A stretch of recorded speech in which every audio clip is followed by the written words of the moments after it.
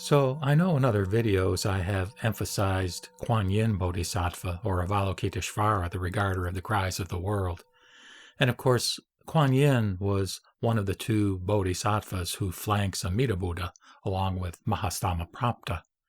And of course, Kuan Yin represents infinite compassion and is probably the most revered of all the what I call cosmic bodhisattvas in terms of, people who are devoted to Buddhism, particularly lay people who, may or may not have the opportunity to delve into the sutras and scriptures, but who want a figure who represents comfort, represents salvation in a very immediate and personal sense, which is a little bit in contrast with Amida Buddha, who can seem a little bit aloof or sort of not available sort of on a day-to-day basis for responding to our various needs and problems. But in any case, one of the bodhisattvas, the cosmic bodhisattvas, that I also deeply revere and look up to and appreciate in terms of both who he is and what he represents is Samantabadhra Bodhisattva, or Bodhisattva Universal Virtue. And you may or may not recall that in the Threefold Lotus Sutra, Bodhisattva Samantabhadra is said at the very end to be the Bodhisattva who pledges and vows to protect those who, in turn, look after and protect the Lotus Sutra. And the third of the Threefold Lotus Sutra is a meditation upon Samantabhadra Bodhisattva. And in that meditation, he's seen as riding on a white elephant along the lines of this particular statue here.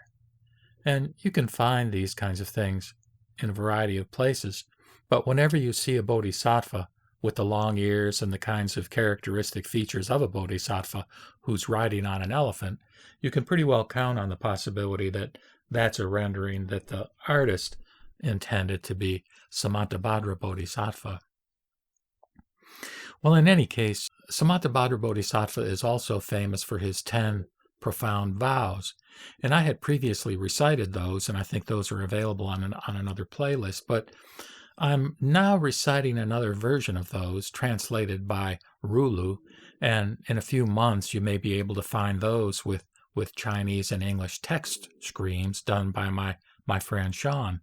But as I was reciting that particular version of the vows, I came upon the one that pertains to his vow to make offerings to the Buddhas. And in that particular vow, I want to excerpt a snippet for you at the end of this video that, to my mind, implies the kind of interdependence between sentient beings on the one hand and Buddhas and Bodhisattvas on the other, a kind of interdependence that I call sometimes a mysterious interdependence. I sometimes use that phrase also to refer to the mysterious interdependence that exists and the interconnectedness that exists between us human beings, all of us. Anyhow, what this represents to me, and particularly this analogy that you'll hear in the snippet regarding a tree, is that we've got a paradox within Mahayana Buddhism. In other words, on the one hand, we have Anutpatika Dharma Kashante, the patient acceptance of all things as unborn. And we read over and over in many of the Mahayana sutras the idea that all dharmas are unborn, that nothing is born, nothing arises, nothing goes away. And that is a very, very deep learning, the patient acceptance of all things as unborn. Very hard to accept. And I think it's related to this notion of emptiness or sunyata, like in the Diamond Sutra, where it says basically, even though the bodhisattva is instructed to save all beings, also he or she at the same time is to hold in his or her mind the notion that there are no beings. So it's this paradox that can present a dilemma and a challenge to people who are trying to fathom and understand the Mahayana teachings, particularly with the dualistic thinking mind, which by definition, wants to break things down into being versus non-being, when really the message of the Mahayana, I think, is precisely that can't be done, that the nature of fundamental reality is that we have to hold both those things in our minds at the same time, that there is existence, but there is also non-existence, or that there's neither existence nor non-existence, or all the various permutations of that are articulated in the kinds of the kinds of philosophy that, for example, Nagarjuna was able to share with us, the first patriarch of Shin Buddhism. So anyhow, the idea here that I'm trying to get across, and that really strikes me, is that without sentient beings, there would be no bodhisattvas or Buddhas. In other words, if we want to, as they say here in the southern part of the United States, if we want to brag on ourselves as ordinary sentient beings, which of course is very non-Buddhistic, we can say Buddhas and bodhisattvas are dependent upon us ordinary beings.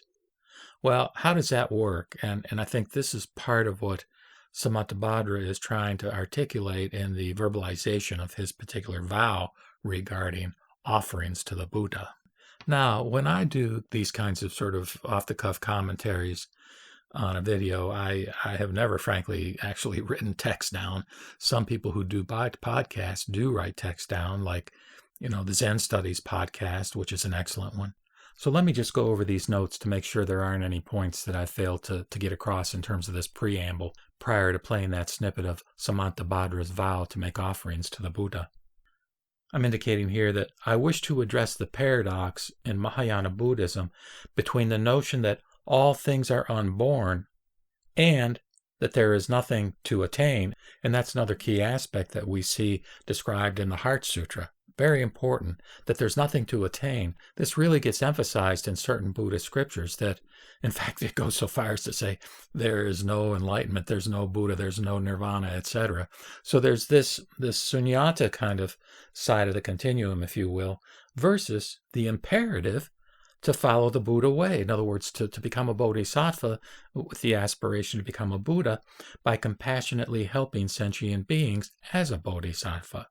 Now again, Samantabhadra, or universal virtue, one of the great cosmic bodhisattvas, he has these 10 vows, and the way he describes the process of making offerings to the Buddhas clarifies that were there no sentient beings to assist, there would be no Buddhas and bodhisattvas. That is, Buddhas and bodhisattvas exist precisely in order to express compassion in the service of helping beings transcend their suffering. So again, this is what I may have called in the past sort of this mysterious interconnectedness or interdependency, not only between and among us ordinary beings, but between us and the cosmic Buddhas and bodhisattvas, the Sambhogakaya level of the divine, if you will.